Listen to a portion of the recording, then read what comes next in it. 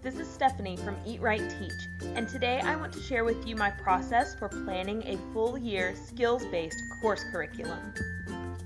If you want to play along at home, you will need the following: a copy of your standards, a school calendar, paper, writing utensils, and the long-range planning tool that you can purchase from my Teachers Pay Teachers store or whatever format you want to use for your pacing guide.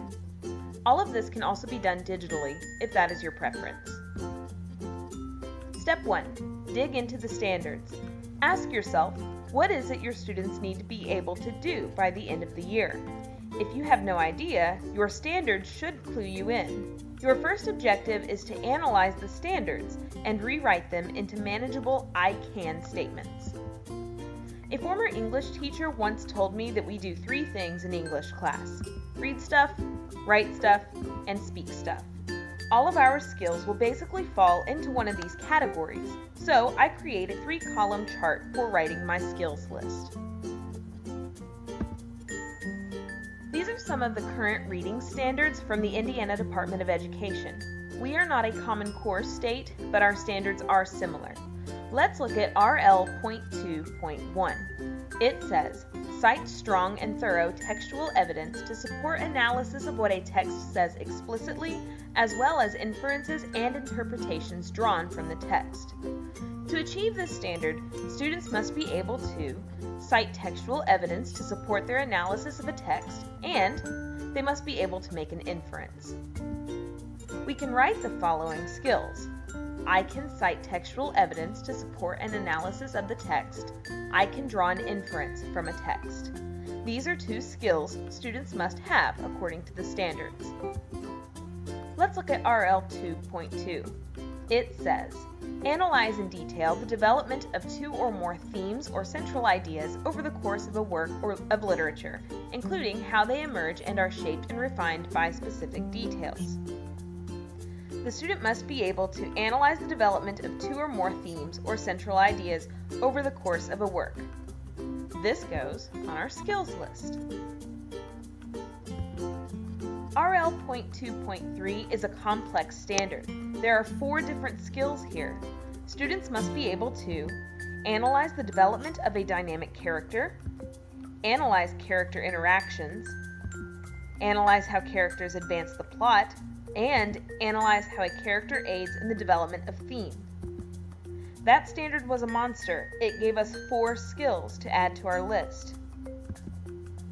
How about RL.3.1? While this standard looks complicated, it's not. If we analyze the standard, all it wants is for students to evaluate how an author's structural choices create mood.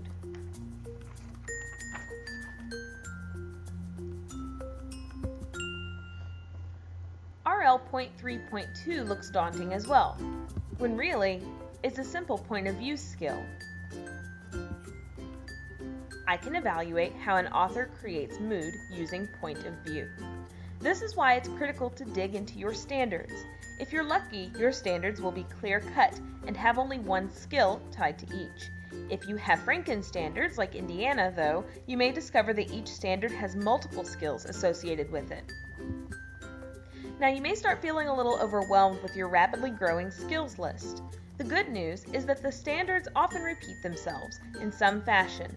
The skills necessary for RN.2.1 and RN.2.2 are some we've already listed. Okay, so let's say we've made it through all of the standards and we have our skills list. I would recommend you go through and identify your power skills. Power skills are your must-have skills, defined by the 3 E's. Essential. These skills are absolutely necessary to the course, probably because they are foundation skills that everything else rests on. Encompassing. These skills will permeate the entire curriculum. Engaging. These are active learning skills that will keep your students engrossed in the material. Let's look at this sample skills list.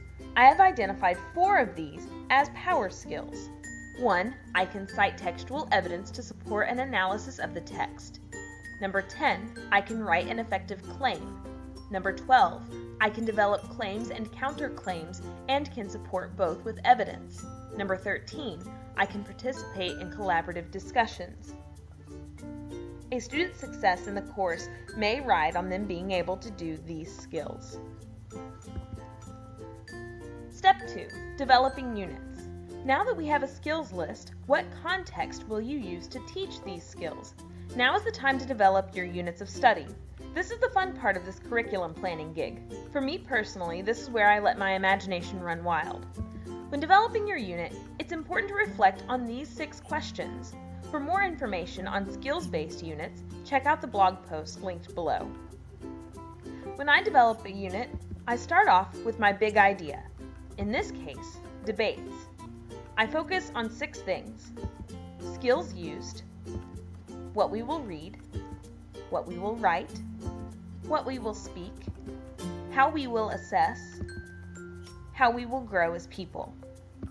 Debating requires many skills. Students will work on skills 1, 2, 10, 11, 12, 13, and 14 in this unit, among others that were not on the sample list. Read stuff, write stuff, and speak stuff can apply across the curriculum, and using this cue can help you make sure your units are well planned. As for the debate unit, we will read a wide selection of nonfiction books, scholarly journals, newspaper articles, and credible websites.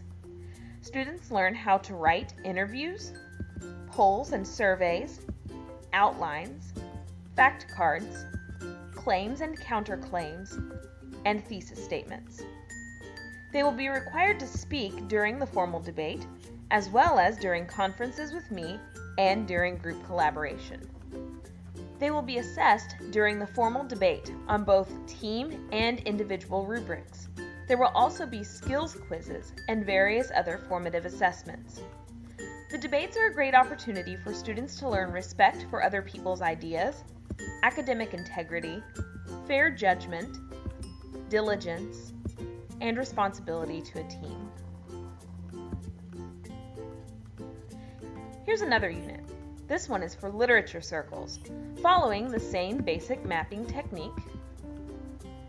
Literature circles use a vast array of skills. Our focus will be on identity, diversity, and acceptance. So students will have the opportunity to choose one of these 9 novels for study. They will do quite a bit of writing in this unit,